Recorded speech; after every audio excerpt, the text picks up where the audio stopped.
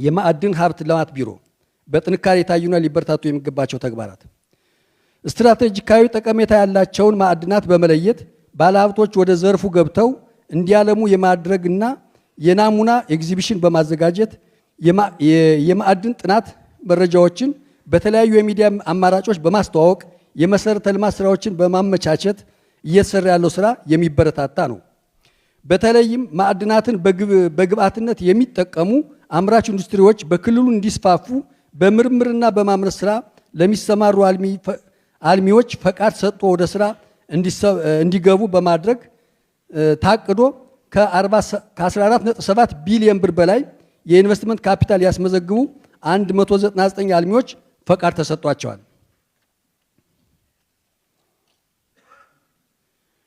በክልሉ የገቢ አቅም ለማሳደግ ከሮያሊቲ፣ ከመሬት ኪራይ፣ ከማዕድን ስራ ፈቃድና ሌሎች ተዛማጅ የአገልግሎት ክፍያዎች በበጀት ዓመቱ ከ324 ሚሊዮን ብር በላይ በመሰብሰብ በዘርፉ ከሚገኙ አገልግሎት የሚገኘው ሀብት ከዓመት ዓመት እየጨመረ መምጣቱ ሊበረታታ የሚገባው ተግባር ነው።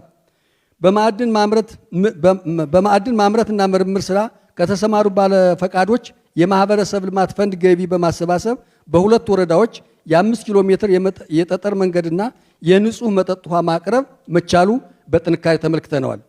በጥረት የታዩና ሊስተካከሉ የሚገባቸው ተግባራት የካርታ ስራና የስነ ምህዳር ወይም ጂኦሎጂካል ፎርሜሽን ጥናት ለማካሄድ እየተደረገ ያለ ጅምር ስራ ያለ ቢሆንም ክልሉ ካለው ሰፊ የቆዳ ስፋት የማዕድን ሀብት ፖቴንሻል አንጻር የተሸፈነው ከ25% አይበልጥም። በመሆኑም ዘርፉ ለኢኮኖሚ እድገት ያለውን ስትራቴጂካዊ ፋይዳ ግምት ውስጥ በማስገባት ለስራው የሚያስፈልጉ መሰረታዊ ግብዓቶችን በማሟላት በቀጣይ የጥናት ሽፋኑን በስፋት ማሳደግ ይገባል።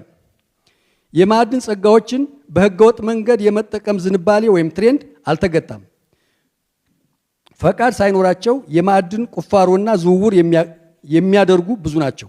በየደረጃው የተቋቋመው ግብረ ኃይል ህገወጦችን ለመከላከል እያደረገ ያለው እንቅስቃሴ ደካማ እንደሆነ ገምግመናል።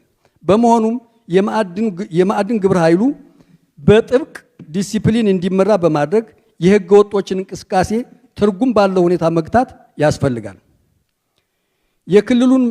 የክልሉን ማዕድን ዘርፍ ለማሳደግ ማዕድናትን በአይነት፣ በብዛት፣ በጥራት፣ በቦታ በማመላከት ለይቶ ለማቅረብ በክልሉ ማዕከላዊ ጂኦሳይንስ ላቦራቶሪ ለማቋቋም የተጀመረውን ተግባር ዳር ለማድረስ ቀጣይ ትኩረት የሚያስፈልገው መሆኑ